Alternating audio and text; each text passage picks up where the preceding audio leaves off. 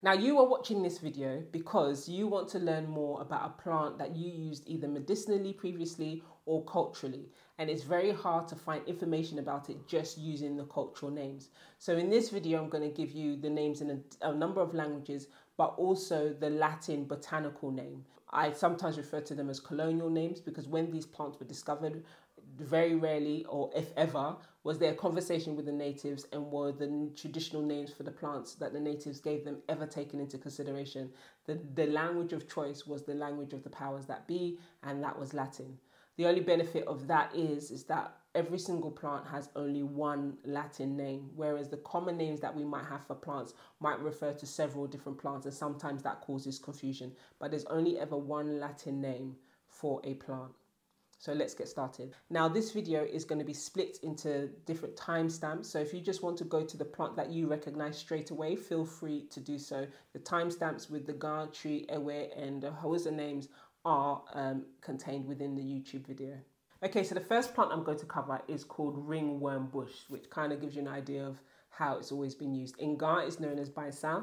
In tree, is known as Osempe, Duawusu, and in Ewe, is known as Agbobladzoe. I've apologized already for pronunciation, so allow me please. The Latin name for this plant is Cassia alata. So if you want to research more about this plant and its benefits, you can search Cassia alata and then also put your traditional name next to it so we could boost up the search results. It's from the Fabaceae family, which shares the same family as senna, the laxative that many of us have familiarity with. But this, I think, is also a perfect example of why we might use a botanical name in addition to the traditional name. Because Bainsa in Ga also refers to another plant that's in the same plant family, but is not the same plant.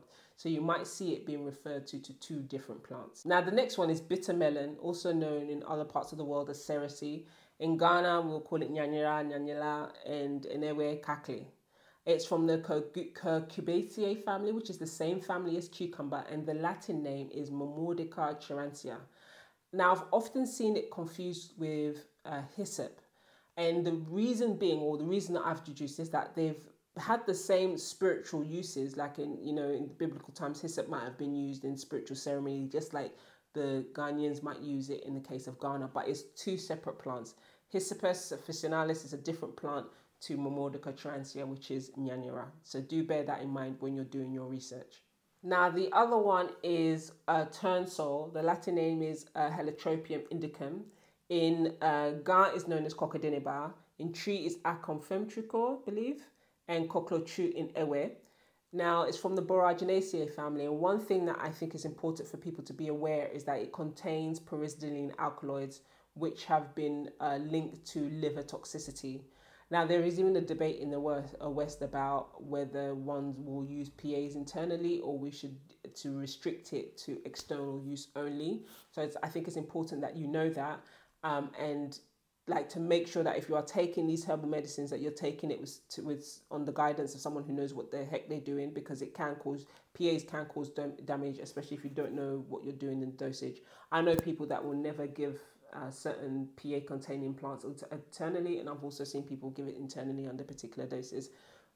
But either way, be aware that they're in the plant and make sure that you're taking it under the guidance of someone who has a clue what they're doing. And if you have any liver issues whatsoever, I just wouldn't even go there. Personally, I wouldn't go there. Now, the other one is called Bridelia.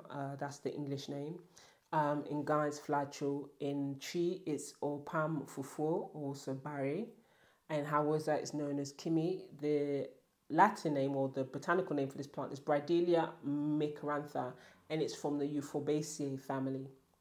Oddly enough, what I find interesting is that cassava and castor oil plant are also related to this plant and are from the same family. Then we have West African black pepper. The Latin name is Pipergunes, known as Gbowie in Ga, and in tree Soro wisa, and in Ewe Kale Kukuabe. So those are the names in the various languages, part of the Pipergunes family.